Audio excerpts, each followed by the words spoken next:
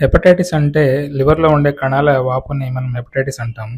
ఇది వివిధ రకాల కారణాల వల్ల వస్తుంది. కామన్‌గా వీటిలో చాలా ముఖ్యమైనది అండ్ మనం తెలుసుకోవాల్సింది మెయిన్‌గా వైరల్ హెపటైటిస్ అండి. మనం అనుకున్నట్లు వైరల్ హెపటైటిస్ అనేది హెపటైటిస్‌లో చాలా ముఖ్యమైనది. అండ్ ఇది వివిధ రకాల వైరస్ వల్ల వస్తుంది. వీటిలో కామన్‌గా మనం hepatitis A, hepatitis B, hepatitis C, hepatitis E అని అంటాం. ముఖ్యంగా 5 రకాల హెపటైటిస్ వల్ల వస్తుంది.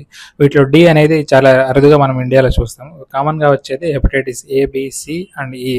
హెపటైటిస్ వచ్చినప్పుడు మనం కామన్‌గా చూసే లక్షణాలు ఏంటంటే జ్వరం రావడము, జ్వరం తర్వాత కామెర్లు కళ్ళు పచ్చగా అవ్వడము, యూరిన్ పచ్చగా రావడము మరియు తలనొప్పి రావడము, ఆకలి లేకపోవడము, ఈజీగా అలసట రావడం. వీటిలో ఇవి ప్రధానంగా హెపటైటిస్ వల్ల వచ్చే లక్షణాలండి. జ్వరం వచ్చినప్పుడు జ్వరంతో పాటు కామెర్లు ఇలాంటి లక్షణాలు రావడం, బాగా అలసటగా ఉన్నప్పుడు త్వరగా డాక్టర్ని సంప్రదించినప్పుడు, ముఖ్యంగా గ్యాస్ట్రోఎంటరాలజిస్ట్ని సంప్రదించినప్పుడు వాళ్ళు టెస్ట్ చేసి హెపటైటిస్ని ఈజీగా డిటెక్ట్ చేసుకోవచ్చు అండి.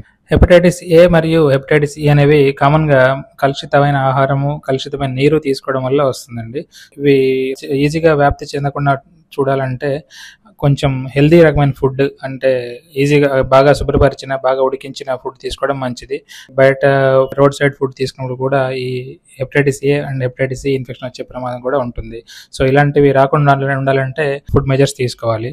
అలాగే hepatitis B and hepatitis C అనేవి సాధారణంగా మనం తల్లి నుంచి బిడ్డకి రావడము, లేదంటే ఇన్ఫెక్ట్ అయిన బ్లడ్ ట్రాన్స్ఫ్యూజన్ ద్వారా కూడా చూస్తుంటాము. లేదంటే కామన్గా మనం ఈ టాటూయింగ్ వల్ల, ఇన్ఫెక్ట్ నీడిల్స్ వల్ల ఒకరి నుంచి ఒకరు తీసుకోవడం వల్ల కూడా వస్తుందండి.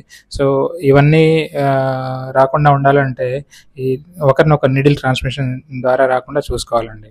అలాగే ఈ హెపటైటిస్ బి మరియు హెపటైటిస్ ఏకి వ్యాక్సిన్ అవైలబిలిటీలో ఉందండి. ఒకసారి వ్యాక్సిన్ తీసుకుంటే ఒకరి నుంచి ఒకరికి హెపటైటిస్ ఏ మరియు హెపటైటిస్ బి అనేవి రాకుండా చూసుకోవచ్చు.